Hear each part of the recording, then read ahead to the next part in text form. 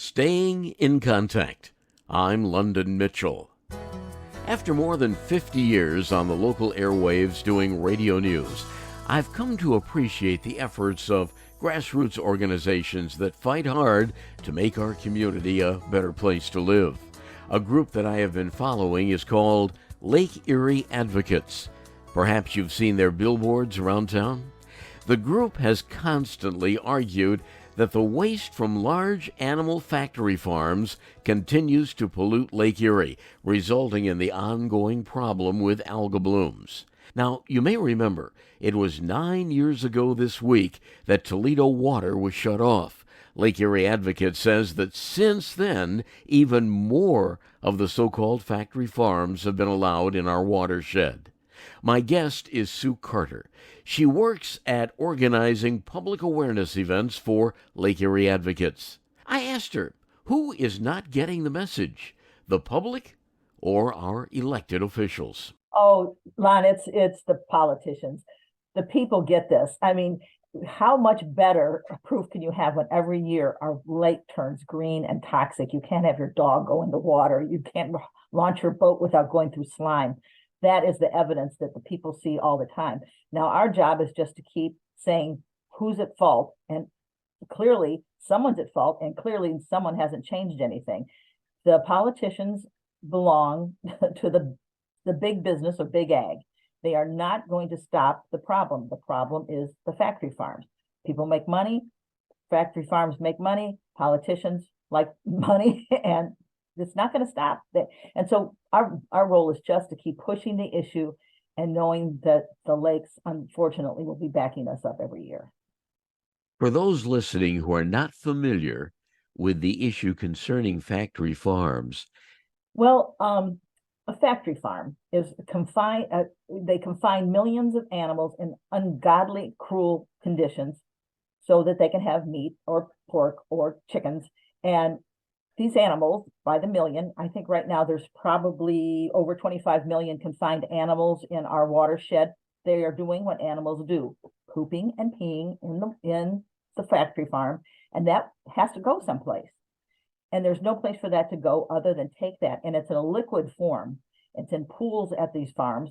And they take this liquid and they spray it on fields to get rid of it. They have to get rid of it. It can't just sit there. But we're in a swamp area. We're called the Black Swamp. It's because we drain. So this stuff drains into eventually to our lake. And that causes the green slime, which can be poisonous. If it's a toxin, it's microcystin, and it is poison. And that green is not only unsightly, it is dangerous. And so what we have been saying from the beginning is stop this agricultural practice called factory farms. And what have we done since the lake turned green? The Ohio Department of Agriculture, with the blessings of the politicians, has added 50 more, at least 50 more factory farms, maybe since the water crisis. Did they stop? Did they even have a moratorium? No. So how many more animals is that? 3.5 at least million animals added to the ones we already had, still going to the bathroom and being dumped into the lake. Lake Erie is a toilet for the factory farms. and that is really a health hazard, not only to the lake, but to us as well. Yes, it is. And as everyone made international news that we couldn't drink our water 9 years ago today. But through taxpayer dollars and a lot of smart people, our water is safe now. But it hasn't done a thing for the lake or all the businesses that make money off of the lake. And honestly, I live on Lake Erie. I put up a sign every year, do not let your dogs get in this water. If your dog got into microcystin and that green slime, even now, you should take them to the vet because they could die. If we listen to you, it's a lot more toxic, those algal blooms, than we had been led to believe. Well, you really don't have to listen to me. The science is there. And the scientists are saying the same thing. They are saying that it's poisonous, it's dangerous, it's a toxin. And Sue Carter doesn't have to do anything but repeat what science has already said. So we know it's green, and we know it's dangerous, and we know it's there. Okay, Sue, give me a 1, 2, 3, 4 step process that we should be taking right now to get our handle on this problem. Honestly, they have not found a way to clean the lake or to, I mean, they're studying this all the time, study. No solution, but the first thing you do is stop the problem. Ban the factory farms. If you don't want to ban the factory farms, have a moratorium. Don't add any more. That's the problem is the source. The source is the factory farms, but yet no one's doing anything about that. So how can we ever find a way to clean this nasty stuff? They haven't. Obviously, if they had, somebody would be making $1 million, and we would be doing it right now. And probably if they find a way to do that, the taxpayers will have to pay for it. So it's just not happening now, Lon. It's just not happening. So let's start by banning the process that puts that green stuff in our water. There's a lot of money in these factory farms, and Yeah. people may squawk if there's a tightening of their supply of meat, pork, poultry. Well, I like to remember when I was a little bit younger, where we could go to McDonald's and get a burger all the time. There was no factory farms. There were family farms, and they raised cattle, and that worked just fine. They raised chickens, they raised pigs. This is just a process where all those little farms were eaten up, taken over by a big corporation, and the animals were all confined. And we had meat then, we have meat now. Just how do you want to get it, and what's the price you want to pay? What's the bottom line here? It seems that you're talking about profit, that money is really the talker here. Oh yeah, Ohio is a big agricultural state. We make lots of money with agriculture, and factory farms are big. Ohio Department of Agriculture is a big supporter of all our politicians, and you just don't talk like this. But we feel on Lake Erie Advocates, we've just got to talk about it. So if you don't recognize it and don't say where the problem is, which politicians don't want to do, we'll do it, and other environmental organizations will do it, and that's why we have this campaign right now, and that's why we've existed very vigorously since this crisis. We meet, we go to schools, and we educate. We have meetings with different organizations, show our slideshow, talk about this. We do press conferences, we do actions, we do protests. We'll just keep doing it. And honestly, what was interesting is when we first started, we went to the old West End, and we were part of their parade, and we were talking about CAFOs, and people were kind of looking around like, what's that?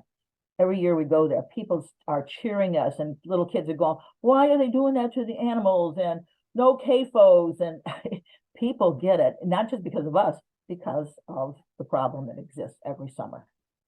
You use the term CAFO. It's called, well, yeah, it's a concentrated animal feeding operation. And that's a factory farm. They call it a farm. It's not. It's a factory for confined animals that are being tortured and turned into meat for us, and then producing manure and urine that goes into the lake. But the term that people use is CAFO. We're talking with Sue Carter from Lake Erie Advocates. Now, you've been in this activity for quite a while. You've pointed the finger at politicians, saying they're not listening or they don't want to listen. But do you have any champions anywhere in state, local, federal government? I haven't found one, and I don't think we've had anyone. They obviously, some politicians care about the issue, but they can't take that risk to, I don't know, point the finger at big ag, big agriculture. And no, we do not. We don't. And so we'll just keep doing this until somebody steps up and says, the emperor has no clothes. We got to call it what it is. It's a terrible mess caused by factory farms. We had a great advocate named Nancy Larson, but she didn't win. She ran for office and didn't win. But she'll run again, and maybe she will win, and we'll have somebody on our side. We're talking about a problem that is not just within the greater Toledo area or Northwest Ohio, though we were the ones that had water you could not drink. This really is a problem that spreads across the lake. I know that people in Cleveland worry about the algal blooms. No one has it worse than we do. I mean, yes, this is a problem, an environmental problem for water all over the world, frankly, but we are uniquely positioned because our lake where we live is shallow, and it's warmer, and it's just a perfect little petri dish for all this stuff to grow. Lake Superior, other places don't have something like this because they're deep and they're cold, but not us. We're, Lake Erie is right here, and you can see that it's shallow, it gets green, and we just love our lake, and we're just ruining it, but that's the problem. We live in a swamp area. This is the Black Swamp. It means water goes down, it goes into our shallow little warm lake and turns green if it's got feces in it, and it does. Someone listening, and I hope several people listening to us, would like to get involved with Lake Erie Advocates or learn more, they can do what? Very simple. We have a really great website, Lake Erie Advocates, and on it is a great slideshow called The Third Battle for Lake Erie. And that is, a slideshow with all this that we're talking about, presented with scientific backing, everything's documented. And they can look at that and see if that rings a bell and they want to do something about it. And there's all sorts of ways to join us, and you can get that on our website. And that's Lake Erie Advocates. .org. Okay. Great. Sue, it's been great talking to you. Last word is yours if you'd like to add. Write your politicians and tell them to clean up the lake. And look at our slideshow and get educated. I think once you want to delve into this, you're going to be angry and you want to get involved. The more the public pushes the politicians, maybe something can happen. Any change starts from the bottom up, and we're the bottom and we're pushing up. Sue Carter with Lake Erie Advocates.